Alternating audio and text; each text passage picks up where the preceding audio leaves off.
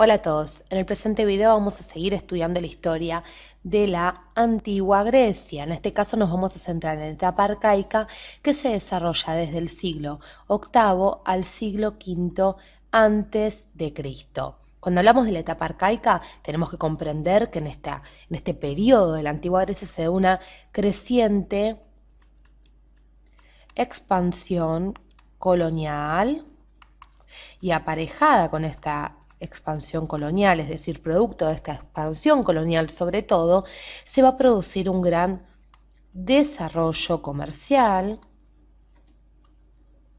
y así también se va a empezar a utilizar posteriormente la moneda como material de intercambio dentro de este desarrollo comercial que hacíamos mención. Esta expansión colonial, este desarrollo comercial, va a traer aparejado el crecimiento de muchas ciudades griegas, como lo pueden ser Atenas, Esparta, las estamos señalando en el mapa, Tebas, Delfos, ¿sí? Corintios, Argos. Entonces, el crecimiento de estas ciudades va a impulsar, como decíamos, por supuesto, el desarrollo comercial y el florecimiento de muchas de ellas. Dos ciudades que vamos a destacar en esta etapa arcaica van a ser Atenas y Esparta. Por eso los invito a que en los próximos segundos hablemos un poquito brevemente de cada una de ellas para hacer mención y para que conozcan los rasgos más importantes. Hablemos entonces de Esparta. En la imagen estamos viendo un soldado espartano. ¿Por qué? Porque Esparta era un pueblo guerrero. Pueblo entonces guerrero, un pueblo muy disciplinado, soldados muy disciplinarios, temerarios. Toda Grecia le tenía miedo a los espartanos que iban a la guerra, no les importaba nada. A diferencia de Atenas, Esparta era una ciudad un poco más detenida en lo que era el desarrollo comercial. Era un grupo de 5 aldeas rodeadas de montañas y, como decíamos, un pueblo básicamente de soldados, un pueblo guerrero. Ahora bien, durante el siglo IX se va a destacar en lo que era Esparta la figura de este señor que vemos aquí, que es el gran Licurgo. Licurgo, les cuento, era un sabio espartano, ¿sí? Que supo dar, gracias a su legislación, una organización, para decirlo de una forma bien sencilla, política a Atenas, es decir, estructuró políticamente, a Esparta, ¿sí? Sigamos con Licurgo, pero hablemos de antes. ¿Por qué? Porque Esparta anteriormente, antes de Licurgo, es decir, estaba gobernada, vamos a ponerlo aquí, Esparta estaba gobernada por dos reyes, pero atentos con esto, porque estos reyes no gobernaban, sino que tan solo reinaban, ¿sí? Lo que era el gobierno en sí de Esparta estaba manejado por el Senado, un Senado que poseía 28 miembros, todos ellos nobles y de 60 años de edad. Ahora bien, les cuento que el Senado proponía y redactaba ni más ni menos que las leyes y estas luego se aprobaban en la asamblea del pueblo. Muy bien, hecho un repasito por Esparta, ¿qué les parece si nos vamos a hablar un poquito de Atenas? Y antes de destacar esta figura que ya se asoma por debajo, que es la figura de Solón, les cuento que Atenas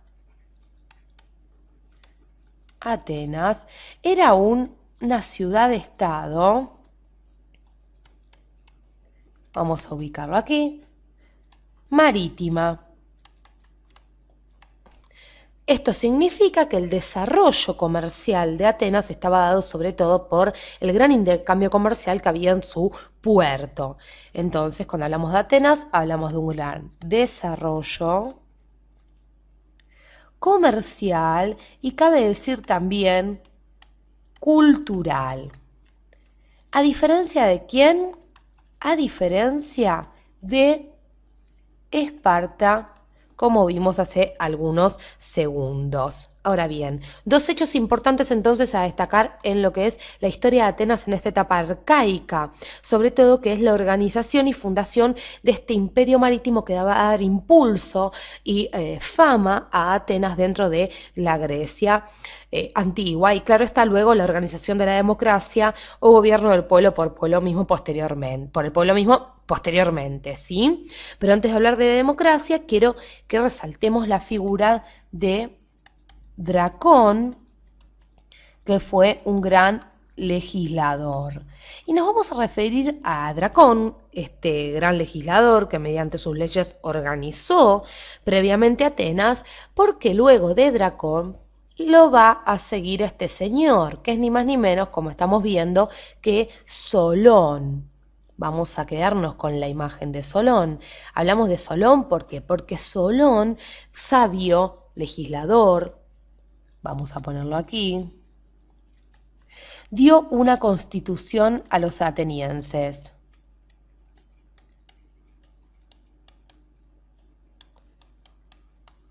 Dio una constitución entonces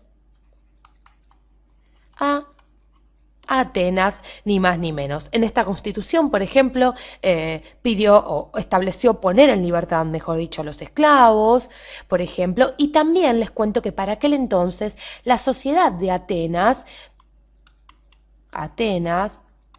estaba fuertemente dividida en clases sociales. Ahora bien, esta división de clases sociales va a estar contemplada en esta Constitución y todas ellas participaban de la Asamblea Popular que se reunía en el Ágora, que era la plaza, ¿sí? La plaza principal donde se reunían, como decíamos, las asambleas, donde se daba la actividad más importante de la ciudad.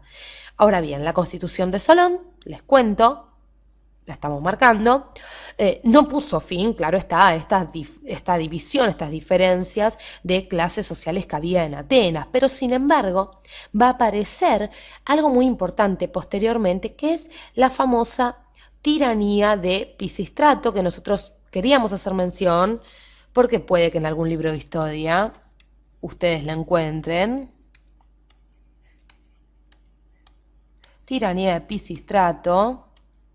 Y hacemos mención a Pisístrato, ¿por qué? Porque él va a conservar durante su gobierno ni más ni menos que la constitución de Solón. Luego de Pisístrato le van a suceder sus hijos, que son Hipias e Hiparco. Para que ustedes se den una idea, por supuesto, si están interesados en que desarrollemos un video con respecto a la tiranía de Pisístrato, lo pueden pedir debajo de este y con gusto lo haremos.